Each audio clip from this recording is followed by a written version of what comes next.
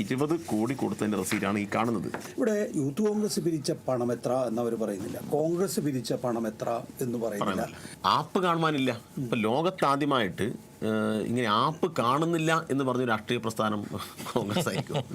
ഞങ്ങൾ 20 കോടി കൊടുത്തു എന്ന് മാത്രമല്ല, ഞങ്ങൾ ഈ ടൗൺഷിപ്പിൻ്റെ ഈ കൈമാറുന്ന ദിവസം 178 വീട് ഗവൺമെൻറ് കൈമാറുന്ന ദിവസം ഞങ്ങളൊരു സർപ്രൈസ് ഗിഫ്റ്റുമായിട്ടാണ് പോയത്. 178 വീടുകളിലേക്ക് LED TV, ഗൂഗിൾ TV കൊടുക്കുമ്പോൾ ലക്ഷങ്ങൾ വേണ്ടി വരുമല്ലോ.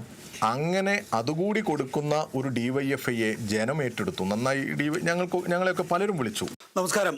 വയനാട്ടിൽ മുണ്ടക്കൈ ചൂരൽമല ദുരന്ത ബാധിതർക്ക് 178 വീടുകളാണ്, അല്ലെങ്കിൽ 178 ലോകോത്തര നിലവാരമുള്ള വീടുകളാണ് സംസ്ഥാന സർക്കാർ നിർമ്മിച്ചു കൊടുത്തിട്ടുള്ളത്. DYFI എന്ന യുവജന സംഘടന 100 വീടുകൾക്കുള്ള പണമാണ് സംസ്ഥാന സർക്കാരിന് കൈമാറിയിട്ടുള്ളത്. എന്നോടൊപ്പം ഉള്ളത് DYFI സംസ്ഥാന സെക്രട്ടറി VK സനോജും ഒപ്പം തന്നെ സംസ്ഥാന പ്രസിഡന്റ് V വസീഫുമാണ്. ആദ്യം ശ്രീ VK സനോജ്, നമുക്ക് യൂത്ത് കോൺഗ്രസ് നേതാവ് അബിൻ വർക്കിയുടെ സൗണ്ട് ബൈറ്റ് കാണാം. DYFI 20 കോടിയുടെ ബാങ്ക് കുറച്ചിട്ട് ഞങ്ങൾ പറയാണ് 20 കോടിയല്ല കിട്ടിയത്, അവർക്ക് 30 കോടി കിട്ടി, 10 കോടി അവർ കൂട്ടടിച്ചു. ബാങ്ക് സ്റ്റേറ്റ്മെന്റ് പുറത്തുവിടാൻ അവർ തയ്യാറാവും. ഇതിനകത്തുള്ള ചോദ്യം എന്താണെന്ന് വെച്ചാൽ, നിങ്ങൾ 100 വീടിനുള്ള പണം CMDRFിലേക്ക് കൈമാറി എന്നാണ് പൊതുധാരണ. പക്ഷേ യൂത്ത് കോൺഗ്രസ് ഇപ്പോൾ പറയുന്നത് CMDRFിൽ നിങ്ങളുടെ പണമില്ല എന്നതാണ്. ഇക്കാര്യത്തിലൊരു ആശയക്കുഴപ്പമുണ്ടായിരുന്നു. സനോജിൻ്റെയും വസീഫിൻ്റെയും ഫേസ്ബുക്ക് പോസ്റ്റിൽ ഇക്കാര്യങ്ങളൊക്കെ വ്യക്തമായി പറയുന്നുണ്ട് എങ്കിൽ പോലും എങ്ങനെയാണ് ഈ കൺഫ്യൂഷൻ ഉണ്ടായത്? ഗവൺമെൻറ് ഞങ്ങൾ പണം കൈമാറുന്നൊരു ചടങ്ങ് സംഘടിപ്പിച്ചത് 2025 മാർച്ച് 24 തിരുവനന്തപുരത്ത് വെച്ച്. അതിനകത്ത് ബഹുമാനപ്പെട്ട മന്ത്രിമാർ, ആയിരക്കണക്കിന് ആളുകൾ പങ്കെടുക്കുന്ന ചടങ്ങാണ്. അപ്പം അതിനകത്ത് CMDRF എന്നാണ് നമ്മൾ പ്രതീകാത്മകമായി കൊടുത്ത ചെക്കിനകത്ത് രേഖപ്പെടുത്തിയത്. അപ്പോൾ CMDRF എന്ന് പറഞ്ഞ് ചെക്ക് കൊടുത്തിട്ട് നിങ്ങൾ CMDRFിൽ പണം കൊടുത്തിട്ടല്ലോ എന്നാണല്ലോ ചോദ്യം. പക്ഷേ ഞങ്ങളോട് പിന്നീട് മുഖ്യമന്ത്രി ഓഫീസ് അറിയിക്കുന്നത്, നിങ്ങൾ CMDRFിൽ പണം കൊടുക്കുന്നതിന് പകരം വയനാട് ടൗൺഷിപ്പുമായി ബന്ധപ്പെട്ട് പ്രത്യേക അക്കൗണ്ട് ഉണ്ടാക്കിയിട്ടുണ്ട്. അപ്പോൾ അതിൻ്റെ സ്പെഷ്യൽ ഓഫീസർ നിങ്ങൾക്ക് അറിയിപ്പ് നൽകും. ആ അറിയിപ്പ് പ്രകാരം ആ അക്കൗണ്ടിലേക്ക് ഞങ്ങൾ പണം കൊടുത്തു. ആ പണം കൊടുത്തതിൻ്റെ റെസീറ്റാണ് 20 കോടി കൊടുത്തതിൻ്റെ റെസീറ്റാണ് ഈ കാണുന്നത്.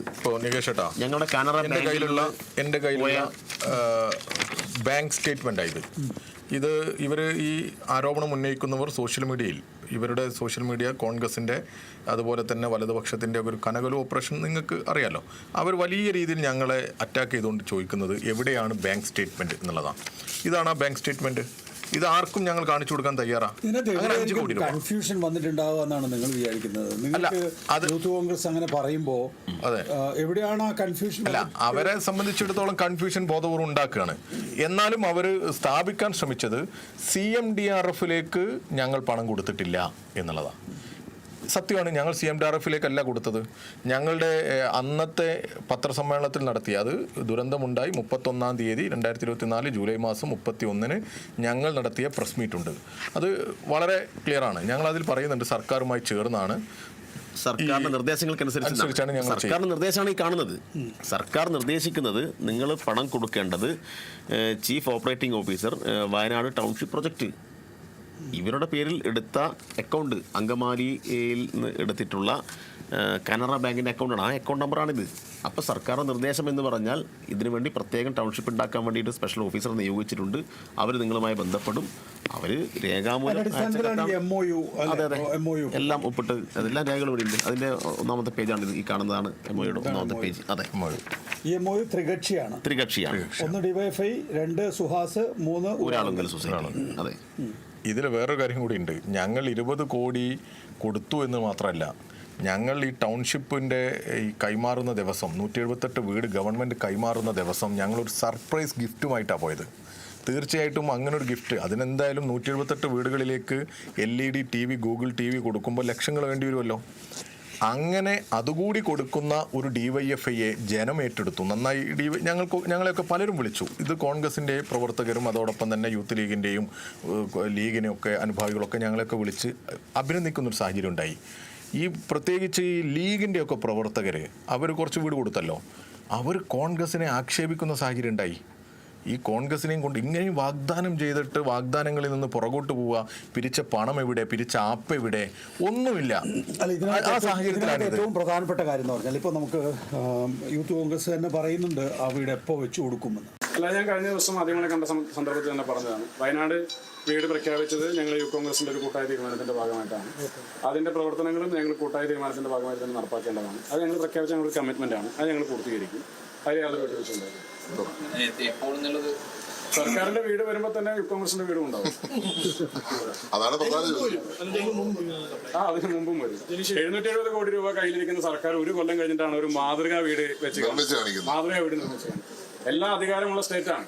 സ്ഥലം ഏറ്റെടുക്കാൻ, സ്ഥലത്തിന്റെ സാങ്കേതിക തടസ്സങ്ങൾ ഒഴിവാക്കാൻ, ഇനി പണം കൊടുക്കാൻ ഈ നാട്ടിലെ ജനങ്ങൾ മുഴുവൻ തയ്യാറായി നിൽക്കുന്നു. വിദേശത്ത് ഉൾപ്പെടെ ആളുകൾ തയ്യാറാകുന്നു. കർണാടക സർക്കാർ ഉൾപ്പെടെ സഹായധനമായി കടന്നു വരാൻ തയ്യാറാകുന്നു. അങ്ങനെ എത്രയോ ആളുകൾ സഹായധനമൊക്കെ പ്രഖ്യാപിച്ചിട്ടും 770 കോടി രൂപ അക്കൗണ്ടിലേക്ക് വന്നിട്ടും ആ പണം ഉപയോഗിച്ച് നാട്ടിലെ സാധാരണക്കാർക്ക് ഒരു ഉപകാരം സർക്കാരിന്റെ ഭാഗത്ത് ഉണ്ടായിട്ടില്ല. ഞങ്ങൾ സാങ്കേതികമായൊരു തടസ്സം കൊണ്ട് നിൽക്കുന്നതാണ്. അവിടെ ഭൂമി ഏറ്റെടുക്കുന്നതുമായി ബന്ധപ്പെട്ട് കുറെ സാങ്കേതിക പ്രശ്നങ്ങളുള്ള ഒരു പ്രദേശമാണ്. അപ്പോൾ അതുമായി ബന്ധപ്പെട്ട ചില സാങ്കേതിക തടസ്സങ്ങൾ മാറിയാൽ KPCCയുടെ ഏറ്റെടുക്കുന്ന സ്ഥലത്ത് തന്നെ യൂത്ത് കോൺഗ്രസിന്റെ ഭവനങ്ങളും ഉയരും. അത് ഞങ്ങളുടെ കമ്മിറ്റ്മെന്റ് ആണ്. ഞങ്ങൾ പൂർത്തീകരിക്കും. അപ്പോൾ വരുന്ന ചോദ്യത്തിന് അപ്പം രക്ഷപ്പെടാൻ മറുപടി എന്നുള്ള നിലയിലാണ് ഇപ്പോൾ ജെ ജനീഷ് പറയുന്നത് കേൾക്കുന്നത്. ഇപ്പോൾ അദ്ദേഹവും നിങ്ങളെപ്പോലെ തന്നെ ഒരു യുവജന പ്രസ്ഥാനത്തിൻ്റെ നേതാവാണ്. അപ്പോൾ നമ്മൾ ക്ലാസ്സിൽ വൈകി എത്തുമ്പം എന്താ വൈകിയെന്ന് ചോദിക്കുമ്പം അപ്പോൾ നാവിൽ വരുന്നൊരു ഉത്തരവുണ്ടല്ലോ, പശു കുത്താൻ വന്നു എന്ന് പറയുന്നത് വളരെ ലാഘവത്തോടു കൂടിയാണ് അതിനെ യൂത്ത് കോൺഗ്രസ് കാണുന്നത്. ഇവിടെ യൂത്ത് കോൺഗ്രസ് പിരിച്ച പണം എത്ര എന്നവർ പറയുന്നില്ല, കോൺഗ്രസ് പിരിച്ച പണം എത്ര എന്ന് പറയുന്നില്ല. അപ്പോൾ ബാക്കി സ്ഥലമെടുക്കൽ, അതിൻ്റെ മുകളിൽ തറക്കലിടൽ, ആ തറക്കലിൻ്റെ മുകളിൽ രണ്ടാമത്തെ കല്ല് വരുമോ എന്നുള്ള പ്രശ്നം, പിന്നീട് അതൊരു വീടായി മാറുമോ എന്നുള്ള പ്രശ്നം, ഗുണഭോക്താക്കളെ കണ്ടെത്തിയോ എന്നുള്ള പ്രശ്നം, ഇതൊക്കെ നമുക്ക് മാറ്റിവെക്കാം. നിങ്ങൾ എത്ര പണം പിരിച്ചു എന്നുള്ള KPC പ്രസിഡന്റും എൻ്റെയും സംയുക്ത അക്കൗണ്ടിലാണ് പണം വന്നതെന്ന് കേരളത്തിലെ പ്രതിപക്ഷ നേതാവ് മാധ്യമങ്ങളോട് പറഞ്ഞാണ്.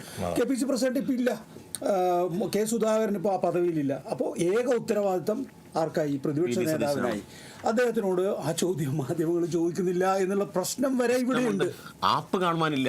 ഇപ്പൊ ലോകത്താദ്യമായിട്ട് ഇങ്ങനെ ആപ്പ് കാണുന്നില്ല എന്ന് പറഞ്ഞ രാഷ്ട്രീയ പ്രസ്ഥാനം കോൺഗ്രസ് ആയിരിക്കും. വേറെ ആരും അങ്ങനെ പറയില്ല. ആപ്പ് എന്ന് പറഞ്ഞാൽ അങ്ങനെ കാണാതായി പോകുന്ന സാധനമല്ലല്ലോ. അപ്പോൾ ആപ്പ് കാണുവാനില്ല എന്ന് പറയാനുള്ള തൊലിക്കട്ടി അത് കേരളത്തിലെ പ്രതിപക്ഷ നേതാവിന് മാത്രമേ ഉണ്ടാവൂ. പിന്നെ സതീശനാൻ എന്ന് പറയുന്ന പ്രതിപക്ഷ നേതാവ് നുണകൾ മാത്രമേ പറയുന്നുള്ളൂ എന്ന് നമുക്കറിയാം. പക്ഷേ ഇതൊരു പെരുന്നുണയായിപ്പോയി. പ്രതിപക്ഷത്തിരുന്നു കൊണ്ട് സാമ്പത്തിക ആരോപണം നേരിടേണ്ടി വരുന്നു എന്നുള്ളത്. നമ്മളിപ്പോൾ സംസ്ഥാന സർക്കാരിനെ എടുത്തു കഴിഞ്ഞ് കഴിഞ്ഞാൽ അവർ നിയമസഭയിൽ ഒരു അഴിമതി ആരോപണം കൊണ്ടുവന്നിട്ടില്ല. അവർ കൊടുത്തിട്ടുള്ള PIL മുഴുവൻ കോടതിയിൽ തള്ളിപ്പോയി. സെക്രട്ടേറിയറ്റിൻ്റെ മുമ്പിൽ പോയി നോക്കിക്കഴിഞ്ഞാൽ അറിയാം, അവസാന മാസത്തിലാണ് നമ്മൾ നിൽക്കുന്നത്. ഒരു സമരം പോലും അവിടെ നിൽക്കുന്നില്ല എന്നുള്ളത്. അപ്പോൾ പക്ഷെ പ്രതിപക്ഷത്തെ സംബന്ധിച്ചിടത്തോളം അവർക്ക് ഒരു സാമ്പത്തിക ആരോപണത്തിനും മറുപടി പറയാൻ കഴിയുന്നില്ല എന്ന് പറയുന്ന സാഹചര്യം. നുണ പറഞ്ഞ് ഇതിൽ നിന്നെല്ലാം രക്ഷപ്പെടാനുള്ള മാർഗം ഞങ്ങളെ കയ്യിലുണ്ട് എന്നാണ് അവർ കരുതുന്നത്. ഞങ്ങളൊക്കെ മാധ്യമങ്ങളുടെ ഒരു സഹായവും അളവറ്റ സഹായം, ചോദ്യങ്ങൾ ചോദിക്കുന്നില്ല. ഇങ്ങനെ VD സതീശന്റെ ഈ സോഷ്യൽ മീഡിയ തെമ്മാടിക്കൂട്ടം, കനകലുവിന്റെയും VD സതീശന്റെയും ഒക്കെ തെമ്മാടിക്കൂട്ടം തന്നെ പറയണം. ഞങ്ങളെയൊക്കെ എതിരെ ഇട്ട പോസ്റ്റുകൾ എന്തൊക്കെയാ? DYFI വയനാടിന് വേണ്ടി പണം പിരിച്ച് മുക്കിയെന്ന്. നമുക്ക് സഹിക്കാൻ പറ്റുന്നതാണോ അത്? അങ്ങനെ സഹിക്കാൻ പറ്റുമോ? എത്ര കരുതലോട് കൂടിയ DYFI കേരളത്തിൽ പണം പിരിച്ചത്? എത്ര സഖാക്കളാണ് അവരുടെ കല്യാണത്തിനും പിറന്നാളിനൊക്കെ മാറ്റിവെച്ച പണം സ്വരൂപിച്ച് ഈ 214 വെർച്വൽ അക്കൗണ്ടിലൂടെ ഞങ്ങൾ പണം ശേഖരിച്ചത്? കല്ല് ചുമന്നില്ലേ DYFI? ചക്ക പറിച്ച് വിറ്റില്ലേ? തേങ്ങ പറിച്ച് വിറ്റില്ലേ? ആക്രി പെറുക്കിയില്ലേ? ഞങ്ങൾ അന്നൊക്കെ ആക്ഷേപിച്ചവരായി ഇവർ, ആക്രി പെറുക്കികൾ എന്നൊക്കെ പറഞ്ഞിട്ട്. പക്ഷെ പലയിടങ്ങളിലും പ്രാദേശികമായി ഇതൊക്കെ മാധ്യമങ്ങളിലൂടെ ഒക്കെ വാർത്തകൾ വന്നു. DYFI പണം സമാഹരിക്കുന്നതിനെ സംബന്ധിച്ച് നല്ല രീതിയിൽ ചില റിപ്പോർട്ടുകളൊക്കെ വന്നു. ചിലരെങ്കിലും അത് റിപ്പോർട്ട് ചെയ്തു. പക്ഷേ ഒരു ജനം എല്ലാ കാലത്തും ചർച്ച ചെയ്യപ്പെടുന്ന തരത്തിലുള്ള ഒരു പരിഗണന അല്ലെങ്കിൽ അതിൻ്റെ ഒരു വാർത്ത ഈ യുവജന സംഘടനക്ക് കിട്ടിയോ എന്നല്ലേ യഥാർത്ഥത്തിൽ ഇപ്പോൾ ചർച്ച ചെയ്യേണ്ടത്. സനോജ്, ഒറ്റ ചോദ്യം കൂടി. എന്തുകൊണ്ടാണ് നിങ്ങൾക്ക് സ്വതന്ത്രമായി, എന്തിനായിരുന്നു സർക്കാരിൻ്റെ സഹായം? നിങ്ങൾക്ക് സ്വതന്ത്രമായി സ്ഥലമെടുത്ത് വീട് വെച്ച് കൊടുക്കാൻ നിങ്ങൾക്ക് കഴിയുമായിരുന്നില്ലേ? ഈ കൺഫ്യൂഷൻ ഒന്നും ഉണ്ടാവില്ലായിരുന്നല്ലോ. ഞങ്ങൾക്ക് കഴിയും. പക്ഷെ ഞങ്ങളുടെ തുടക്കം മുതലുള്ള പ്രഖ്യാപനങ്ങൾ ശ്രദ്ധിക്കണം. ഈ 31-ാം തീയതി ഉച്ചക്ക് ഞങ്ങളൊരു ദുരിതാശ്വാസ ക്യാമ്പിൻ്റെ മുന്നിൽ നിന്നാണ് ഈ പ്രഖ്യാപനം. ആ ദുരിതാശ്വാസ ക്യാമ്പ് എന്ന് പറഞ്ഞാൽ നിലവിളികളാണ്. അപ്പം ഇങ്ങനെ നിലവിളികൾ ഉയരുന്ന ഒരു ക്യാമ്പിൽ പെട്ടെന്ന് രക്ഷിതാവിനെ നഷ്ടപ്പെട്ട കുഞ്ഞിൻ്റെ നിലവിളി, അമ്മയെ നഷ്ടപ്പെട്ട കുഞ്ഞിൻ്റെ നിലവിളി, ഇങ്ങനെ ആകെ ഒരു വല്ലാത്ത അവസ്ഥയാണ്. അപ്പോൾ അവിടെ ഞങ്ങൾ പ്രഖ്യാപിക്കുമ്പോൾ ഞങ്ങൾ വളരെ കൃത്യമായി ഞങ്ങൾ പറയുന്നുണ്ട്, സർക്കാരിൻ്റെ ദുരിതാശ്വാസ പ്രവർത്തനങ്ങളുമായി യോജിച്ച് സർക്കാരിൻ്റെ നിർദ്ദേശങ്ങൾക്കനുസരിച്ച്. എന്തുകൊണ്ടങ്ങനെ പറഞ്ഞത്? ഞങ്ങൾക്കറിയാം ഇത് ഈ ദുരിതം അനുഭവിക്കേണ്ടി വന്ന ആളുകൾക്ക് ഒരു ഔദാര്യമായി തോന്നേണ്ട കാര്യമല്ല. ഇതവർക്ക് സർക്കാർ കൊടുക്കുന്ന ഒരു അവകാശമായിട്ടാണ് തോന്നേണ്ടത്. ഞങ്ങൾ എല്ലാ കാലത്തും DYFI അങ്ങനെ ചെയ്തിട്ടുള്ളൂ. DYFI നേരത്തെ എസ് ശർമ്മയുടെ കാലത്ത് അന്ന് കരുണാകരൻ എന്ന് പറയുന്ന കോൺഗ്രസിന്റെ മുഖ്യമന്ത്രിക്ക് പണം കൈമാറുന്ന ഏതൊരു ദുരന്തമുണ്ടായ ഘട്ടത്തിൽ DYFI യൂണിറ്റുകളിൽ നിന്ന് പണം സമാഹരിച്ച് കൈമാറുന്ന ഒരു ചിത്രം നമുക്കിപ്പോഴും കാണാൻ പറ്റും. ഇപ്പം DYFIയുടെ നിലപാടതാണ്. കാരണം ആരുടെയെങ്കിലും ഔദാര്യത്തിൻ്റെ ഭാഗമായിട്ട് ആർക്കും ഒരു മുറിവേൽക്കാത്ത വിധത്തിൽ ഈ പദ്ധതി യാഥാർത്ഥ്യമാവണം. ഞങ്ങൾക്ക് വേണമെങ്കിൽ ഒരു DYFI ഗ്രാമമൊക്കെ ഉണ്ടാക്കാം, ഒരു 100 വീട്, ഒരു ഗേറ്റൊക്കെ വെച്ച് DYFI അങ്ങനെയൊക്കെ പറയാം. പക്ഷെ അങ്ങനെ ചെയ്യാൻ പാടില്ല എന്നാണ് ഞങ്ങളുടെ അഭിപ്രായം. എല്ലാ കാലത്തും DYFI അങ്ങനെ അഭിപ്രായം പറഞ്ഞവരാണ്. ഗവൺമെന്റും പറഞ്ഞത് അതിന്റെ മുന്നിൽ ഒരു ബോർഡ് വെക്കും, DYFI ഇത്ര വീട്, പ്രതിപക്ഷ സംഘടനകൾ തന്നാൽ അവരുടെ പേര് വെച്ച് അവർ ഇത്ര വീട്, KSTA കൊടുത്തിട്ടുണ്ടെങ്കിൽ അവർ ഇത്ര വീട്, അങ്ങനെ ഒരു പൊതു ബോർഡ് വെക്കും എന്നാണ് പറഞ്ഞത്. അങ്ങനെ അത് അത്രേ ആവശ്യമുള്ളൂ. അതാണല്ലോ അതിൻ്റെ ഒരു ശരി. നമ്മളൊരു കൂട്ടായ്മയിലാണല്ലോ ഇതെല്ലാം നേടിയെടുക്കുന്നത്. അന്ന് ചാനലുകൾ പ്രക്ഷേപണം ചെയ്ത യൂട്യൂബിൽ ഇപ്പോഴും കിടക്കുന്ന ഞങ്ങളുടെ പ്രസ് മീറ്റ് ഈ പ്രഖ്യാപനം നടത്തുന്നത് ഇവിടെ അവൈലബിൾ ആണ്. DYFI സംഘടനാ പ്രവർത്തകരുടെ വലിയൊരു ഇടപെടലിലൂടെ കഴിഞ്ഞ തവണ നമ്മൾ ചെയ്തതുപോലെ തന്നെ DYFI പ്രവർത്തകർ അവരുടെ അധ്വാനത്തിൻ്റെ വിഹിതവും അതുപോലെ തന്നെ DYFI പ്രവർത്തകരുടെ വീടുകളിൽ നിന്നും ഒക്കെ ആയിട്ടുള്ള ഒരു സമാഹരണവും ഒക്കെ ആയിട്ടാണ് നമ്മളിത് ആലോചിക്കുന്നത്. ആദ്യഘട്ടം എന്നുള്ള നിലക്കാണ് ഞങ്ങളിതിങ്ങനെ 25 വീട് ഇപ്പോഴത്തെ ഒരു സാഹചര്യത്തിൽ ഇങ്ങനെ പ്രഖ്യാപിക്കുന്നത്.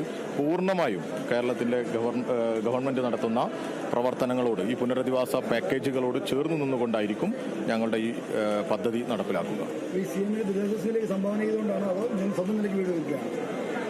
അല്ല, ഈ ഗവൺമെന്റ് ഈ കാര്യത്തിൽ നടപ്പാക്കാൻ ഉദ്ദേശിക്കുന്ന പ്രവർത്തനങ്ങളുമായി ചേർന്നാണ് ഈ കാര്യങ്ങൾ നിർവഹിക്കുക. അപ്പോൾ 25 വീട് നിർമ്മിക്കാൻ ആവശ്യമായിട്ടുള്ള പ്രവർത്തനത്തിന് DYFI നേതൃത്വം കൊടുക്കും.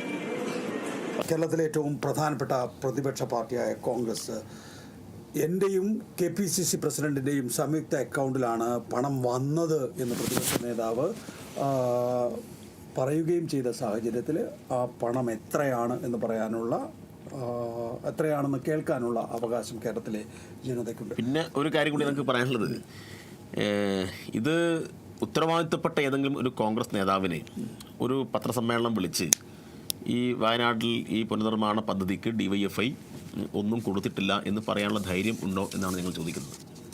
ഒരു 10 രൂപയുടെ വിവരാവകാശം കൊടുത്താൽ നമുക്ക് ഏവർക്കും വിവരം കിട്ടുമല്ലോ. അത്രേ ഉള്ളൂ. അല്ലാതെ പ്രതിപക്ഷ നേതാവിന് ധൈര്യസമേതം ഒന്ന് ചോദിക്കാൻ പറ്റണ്ടേ? ഇങ്ങനെ ആക്ഷേപം വരും, അദ്ദേഹം ചോദിക്കട്ടെ. കാരണം ഡയറക്റ്റ് ഒന്നും പറയാനുള്ള ഒരു ശേഷി കേരളത്തിലെ പ്രതിപക്ഷത്തിനില്ല. അതുകൊണ്ട് ഇങ്ങനെയുള്ള നുണകൾ ഇങ്ങനെ പ്രചരിപ്പിച്ച് ഒരു അന്തരീക്ഷം മോശമാക്കി അവർക്ക് എന്തെങ്കിലും നേട്ടമുണ്ടാക്കാൻ പറ്റുമോ എന്ന് ആലോചിക്കുക മാത്രമാണ് ഇവർ ചെയ്യുന്നത്. നുണകൾ കൊണ്ട് നേട്ടങ്ങൾ കൊയ്യാനുള്ള കോൺഗ്രസിന്റെ VD സതീശന്റെ ഒരു ശ്രമത്തിന്റെ ഭാഗം തന്നെയാണ് ഇതും. VK സനോജ്, V വസീഫ്, നന്ദി സഹകരിച്ചത്.